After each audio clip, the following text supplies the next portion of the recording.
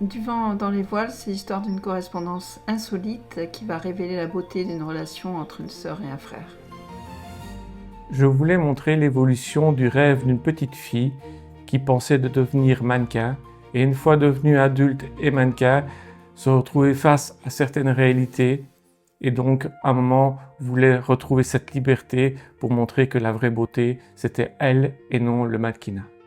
Nymphaea, c'est l'histoire d'une jeune fille qui va être confrontée au monde avec l'humanité telle qu'on la connaît aujourd'hui, c'est-à-dire ce que le monde fait de la beauté, que ce soit au niveau de la planète, donc d'un point de vue plus écologique, mais aussi au niveau des relations sociales. C'est ma 3e participation au Nikon Film Festival.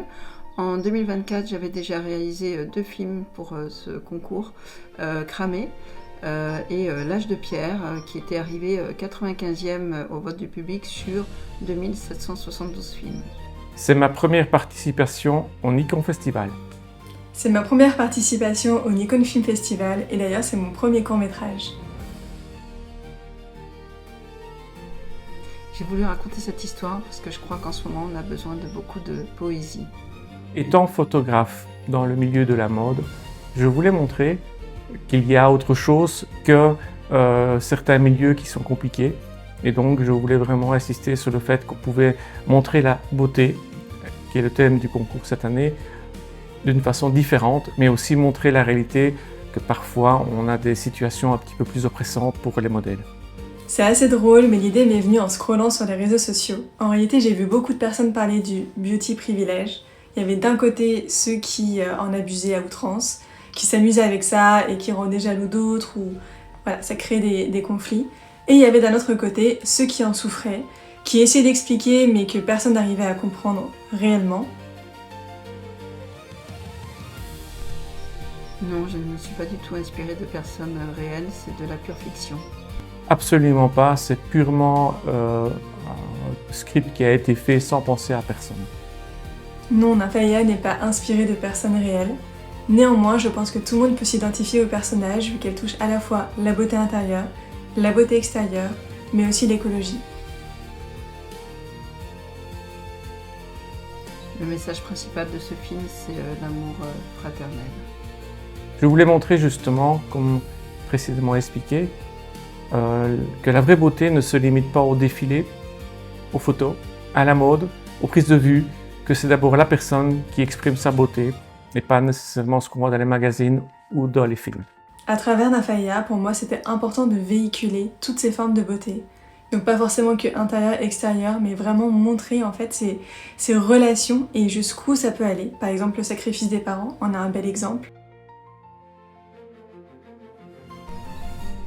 Les plans qui correspondent le plus à ce que j'ai voulu faire passer, c'est justement ces moments d'écriture. Ce moment où on voit Julia dessiner et où on voit Mathias écrire à sa sœur. Pour moi, le meilleur moment du film, celui qui exprime le plus le court-métrage, c'est vraiment le moment où Ava, qui est l'actrice, sort de la pièce, regarde le ciel, descend l'escalier et se dit « Voilà, je suis libérée, c'est ça, il faut que je sois confiante en moi, que je sois libre, que je ne pense plus à toutes ces obligations professionnelles, que la beauté, c'est elle et ce n'est pas tout ce qu'il y a derrière. » Pour moi, la première scène est la plus représentative de Nymphaea. En réalité, on découvre Nymphaea innocente, qui ne cherche pas à posséder la nature, par exemple, mais qui l'effleure, donc elle la contemple, et elle se contente de ça. Et en plus, dans cette scène, il y a vraiment un contraste entre cette pureté, cette innocence, et ce qui va se passer ensuite, donc toutes les péripéties. Alors, mes acteurs principaux, Julia est interprétée par Lou Amara, qui est ma fille, qui a déjà tourné dans des longs métrages, des courts métrages, des séries, comme des séries Disney+, TF1. Et puis le jeune Gabin Bisona, qui interprète Mathias, qui lui démarre également une très belle carrière au cinéma. Alors pour les acteurs, je suis parti sur 2 personnes. Ava, qui est l'actrice principale, qui est une modèle photo avec qui je travaille depuis quelques années. Et Sienna, qui est une petite jeune fille que j'ai découvert via une agence d'automodèle où je suis photographe. Et donc, j'avais cherché une jeune fille qui ressemblait au maximum à l'actrice principale et on m'a proposé Sienna, qui a vraiment été formidable durant la journée de tournage. J'ai vraiment construit cette histoire avec tous ses rôles, principaux, secondaires et figurants. Donc merci à vous tous d'avoir joué le jeu, parce que c'était pas évident, surtout quand il faisait super froid et qu'il fallait porter des costumes très légers. Donc je peux pas différencier, ou alors il faudrait vraiment que je fasse du cas par cas et ça serait beaucoup plus long. Mais merci d'avoir participé à ce beau projet qui nous a tous réunis. Et merci quand même à Victoria qui a dû rester en statue, donc en body painting statue, et qui est restée de marbre pour la petite anecdote, alors que vraiment il faisait très très froid. Ce film est déjà un film plus long de 7 minutes que j'ai raccourci pour le Nikon. Et voilà, j'ai laissé plus de temps pour les plans, j'en ai rajouté d'autres, etc. Pour approfondir encore plus la poésie du film. Si j'avais eu 30 secondes de plus, je ne vois pas trop ce que j'aurais pu exprimer de plus, parce que je trouve que l'idée que j'ai voulu mettre en place était vraiment quelque chose qui se portait bien sur une durée de 2 minutes 20. Je pense même qu'on aurait pu le faire un tout petit peu plus court pour créer plus de dynamisme encore. Donc je trouve que plus de secondes, plus de temps n'aurait pas mis en valeur plus, en tout cas ne m'aurait pas servi pour exprimer plus l'idée que j'avais voulu montrer dans ce court-métrage. C'est pas 30 secondes qu'il m'aurait fallu en plus, mais beaucoup plus. Bon, blague à part. Il y a un truc qui m'a un peu chiffonné quand même dans Nymphaea, qui m'a un peu contrariée, c'est que j'ai dû couper une scène. Et c'était une scène d'introduction pour la soirée où tous les prétendants arrivaient. Donc c'était vraiment dommage parce qu'il y avait d'autres figurants qui étaient là, et ça faisait vraiment une petite soirée d'intérieur, alors qu'au final, on voit que cette même scène répétitive.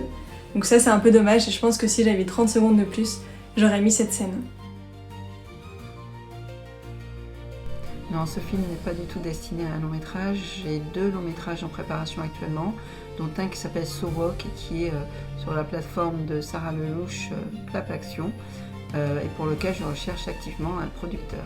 Je ne vois pas trop aujourd'hui comment je pourrais transformer ce court-métrage en long-métrage. J'aurais peur de faire des plans longs, que ce ne soit pas assez dynamique. Aujourd'hui, on a besoin quand même vraiment de beaucoup de dynamisme. Je pense qu'il y aurait quand même moyen d'écrire quelque chose pour montrer le revers de la mode, même si la mode peut être aussi quand même jolie. Il n'y a pas que des excès, que des personnes qui sont opprimées. Mais pour l'instant, mon idée vraiment, elle était vraiment sur quelque chose de court, de format court. C'était vraiment quelque chose qui voulait synthétiser certaines situations et montrer vraiment qu'il y avait autre chose que ce monde qui est parfois difficile, mais aussi parfois beau. Ah, je dirais pas non. Ça permettrait de rentrer un peu plus dans la psychologie de chaque personnage, parce que rien n'est tout blanc ou tout noir, mais aussi ce côté écologique, et prendre le temps de prendre le temps, avec des moments plus poétiques pour les paysages.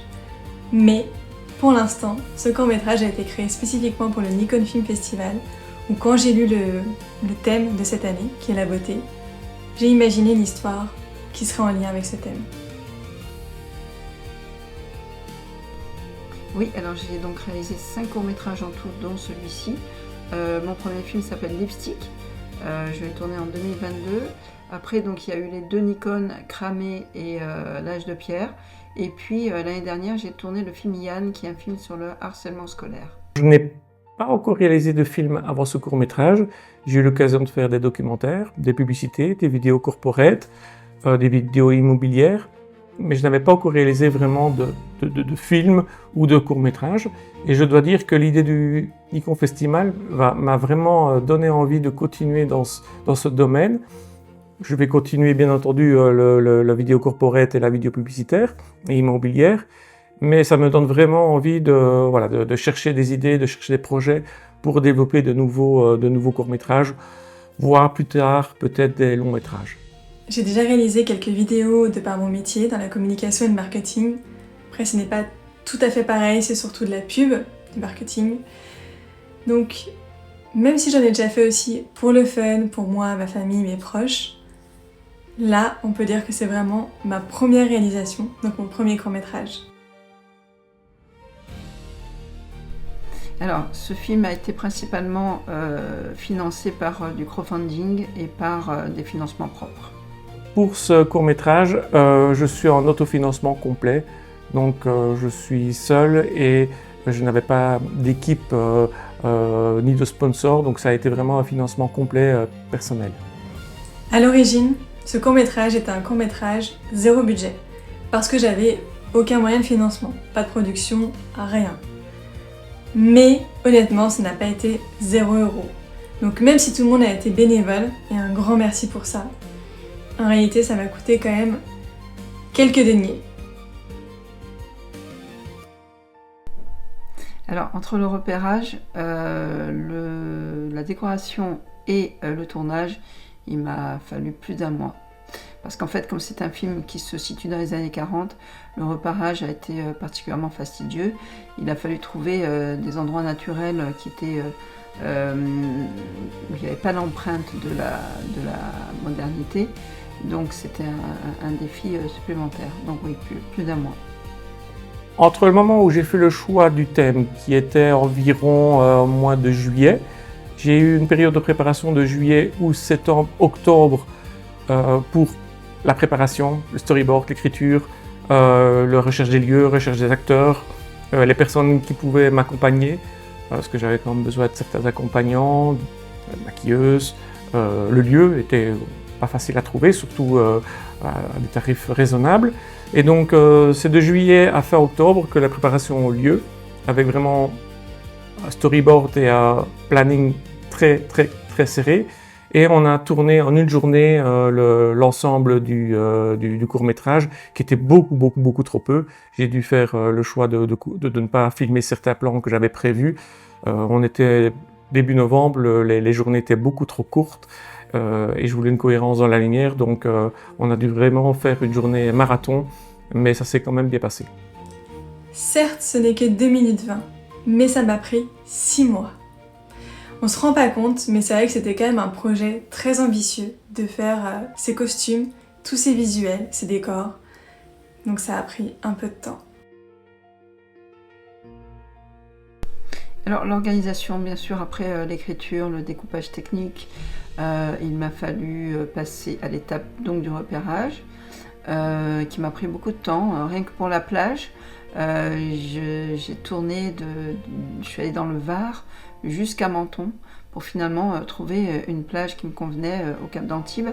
Et puis après toute la partie décoration, voilà, ce film étant historique, il a fallu trouver les objets, les vêtements, etc. D'époque, en tous les cas qui se rapprochaient le plus. Et tout ça, ça m'a demandé énormément de temps. L'organisation, ça a été vraiment de préparer tout en amont pour que le jour du tournage, toutes les personnes qui étaient présentes en bénévolat pour m'aider aient des tâches à faire, et les plans des installations, les plans des scènes, et qu'on puisse à plusieurs préparer déjà les différents setups, les différents endroits, les différents éclairages, pour pouvoir ne pas perdre du temps vu la courte période d'une journée pour le tournage, qui pour moi, il aurait fallu entre 2 et 3 jours minimum pour faire ce que je voulais faire. Et donc j'avais vraiment mis l'importance de tout préparer en amont pour que ce jour-là, on puisse être rentable au niveau temps. Moi personnellement, j'ai déjà mis 1 mois pour réfléchir de est-ce que j'étais capable de faire un projet aussi ambitieux et de le mener de A à Z. Bon, bien sûr, pendant ces 1 mois, j'ai aussi réfléchi au scénario, au thème, et surtout savoir si ça tenait bien dans les 2 minutes 20 imposées par le Nikon. Une fois cette étape terminée, je me suis dit let's go, je me lance. On a fait le storyboard, après j'ai fait le recrutement pour l'équipe technique, on a réfléchi tous ensemble au plan, à ce qui était le plus optimisé pour si peu de temps. Et puis après tout s'est enchaîné, le casting, les costumes, les maquillages, il y a eu les tournages, et heureusement qu'il y a eu une bonne organisation, car avant les tournages il y a toujours des petits soucis. Donc sans organisation, le projet, il meurt instant. Et même après le tournage, il y a eu tellement de choses à faire au niveau des VFX que jusqu'à la fin, c'était vraiment très short au niveau timing. Et pourtant, j'ai mis 6 mois. Alors, en comptant les comédiens, on était une équipe de entre 10 et 14 personnes, en comptant aussi la post-production, bien sûr. Donc oui, ça fait tout de suite des équipes importantes. J'avais quelques personnes comme figurants qui auraient été les personnes qui sont venues pour m'aider à monter les setups, les éclairages et l'installation pendant la journée. J'avais une maquilleuse qui est une amie, j'avais une modèle à qui je travaille qui est venue prêter ses robes et nous aider aussi à filmer, mon épouse. J'avais un ami photographe qui joue le faux photographe, même s'il en a profité ce jour-là pour faire des photos. J'avais les compagnons des amis qui étaient là. Donc on était 11 personnes pour la journée. Ça suffisait largement. Je pense qu'on a été une bonne équipe pour le tournage. En tout cas, c'était que des bénévoles. Et j'ai fait la plupart du travail au niveau de la gestion de la journée, c'est-à-dire aussi bien réalisateur, ingénieur son, vidéaste, électro. Donc j'ai pris le rôle des différents métiers du film, et les personnes qui m'accompagnaient étaient des personnes qui étaient là pour m'aider à essayer d'organiser ma journée et de préparer les différents setups sur base des plans que j'avais préparés. Beaucoup de monde. En réalité, pour le staff technique, on n'était pas tant que ça, j'ai essayé de serrer au maximum, mais pour le côté visuel, il fallait quand même qu'il y ait beaucoup de figurants, d'acteurs, beaucoup de mouvements. Et du coup, on était une quarantaine de personnes au moins. C'est rechercher les objets en adéquation avec l'époque, les années 40, aller chercher donc des lieux de repérage qui ne soient pas empreints de la modernité. Voilà, la décoration c'était énorme, j'ai passé je ne sais pas combien de temps chez Emmaüs, voilà, sur les marketplaces, etc., pour trouver des objets anciens, et ça c'était vraiment un vrai défi. Pour moi, les étapes les plus difficiles, c'est trouver le lieu. Vraiment, c'est excessivement difficile.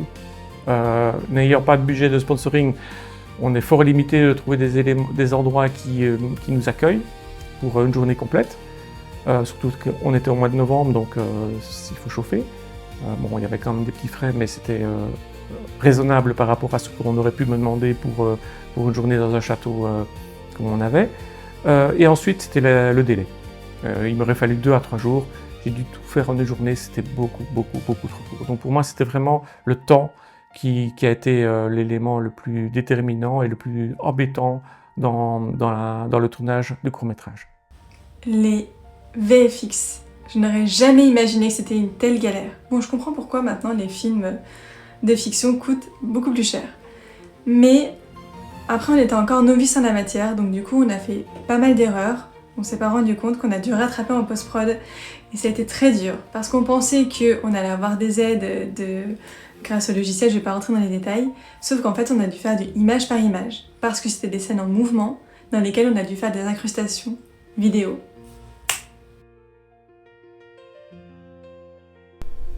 Le grand défi, c'était justement de coller à l'époque dans laquelle se situait le film.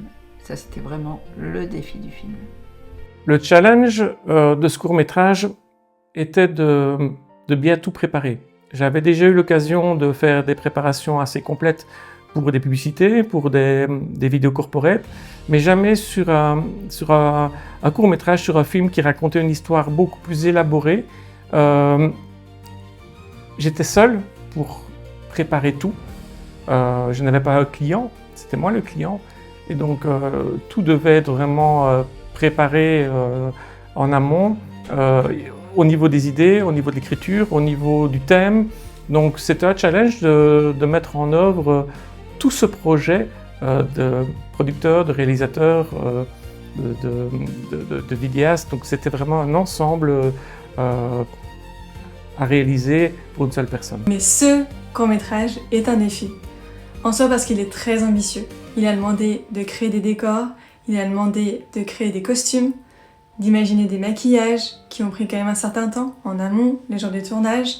Ça demandait une organisation de fou, ça a mobilisé énormément de monde. Et en plus de ça, il y avait les FX et l'IA, où moi j'ai débuté l'IA avec ce court-métrage. Donc il y avait vraiment aussi un aspect technique. Alors ce film m'a appris à porter beaucoup Évidemment, toujours beaucoup le sens de la débrouille, ça c'est super important. Voilà, j'ai découvert ce que c'était vraiment le travail de chef déco, en plus de celui de réalisatrice. Et c'est grâce d'ailleurs à ce film que j'ai été nommée chef décoratrice sur un court-métrage de Clément Dazelius qui s'appelle La couleur du chlore. C'était un préachat Canal+, et j'étais chef déco sur ce film grâce, je pense, au travail que j'ai fait sur Du vent dans les voiles. Prendre plus de temps. Pour moi, c'était vraiment l'élément le plus déterminant, c'est le temps de tournage. Il faut vraiment prendre du temps. Je l'ai déjà dit plusieurs fois dans les différentes questions, une journée était beaucoup trop court. J'aime me poser, j'aime prendre le temps. J'aurais voulu pouvoir répéter les prises plusieurs fois, faire répéter plus longtemps les acteurs. C'est quelque chose que j'ai appris et que j'espère ne pas devoir refaire une autre fois. J'espère que pour le prochain court-métrage, je me mettrai des deadlines de 2, 3, 4, 5 jours pour les tournages. Tout simplement de savoir que réaliser ce genre de court-métrage, c'est possible. J'avais peur de ne pas pouvoir faire un court-métrage qui me ressemble, avec un univers, avec toutes ces choses que j'aime bien imaginer. Et là, j'étais vraiment contente de me dire que j'ai réussi à faire ce court-métrage comme je l'entendais, avec ses décors, avec ses effets spéciaux, tout ça, dans sa globalité. Petite anecdote de tournage, c'est pas vraiment une anecdote, mais disons que en faisant mon shopping en tant que chef déco, j'ai trouvé donc une vieille malle du début du siècle dernier qui a voyagé dans le Queen Mary à l'époque. Et voilà, elle est très très ancienne. Et je l'ai eu pour pas très cher, curieusement. Il y a encore les étiquettes dessus. Donc ça, c'est vraiment voilà. D'ailleurs, j'ai gardé. Elle me sert de table basse dans mon salon. L'anecdote du tournage, c'est nous étions dans un château qui sert habituellement à des mariages. Et je dois dire qu'on a été un petit peu surpris par l'accueil positif du propriétaire, puisqu'à midi, on avait prévu un buffet pizza. On s'est retrouvé avec une énorme table ronde décorée comme pour un mariage. Donc on était tous les 11 autour de cette grande table festive de mariage. C'était un petit peu le contraste entre notre travail de vidéaste, qui était très sérieux et un peu speed, et ce côté un peu festif du temps de pause de midi avec cette grande table très décorée, les serviettes, les bougies, les couverts et tout ça. Alors je sais pas si on peut appeler ça une anecdote, je dirais plutôt une bourde, mais c'est un peu drôle, je pense que vous allez tous rire en écoutant ça. C'est qu'on a filmé des fonds verts dans de l'herbe verte. Bah oui, pourquoi faire simple quand on peut faire compliqué?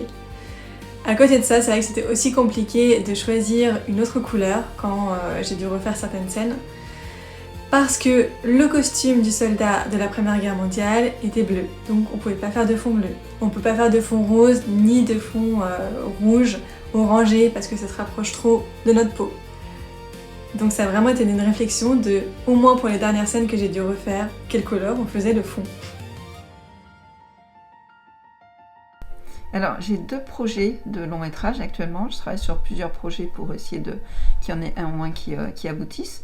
Il y en a un qui me tient très à cœur, qui s'appelle So Walk, qui est une comédie sociale, engagée et inclusive, qui est soutenue par Sarah Lelouch à travers sa plateforme incubatrice Clap Action.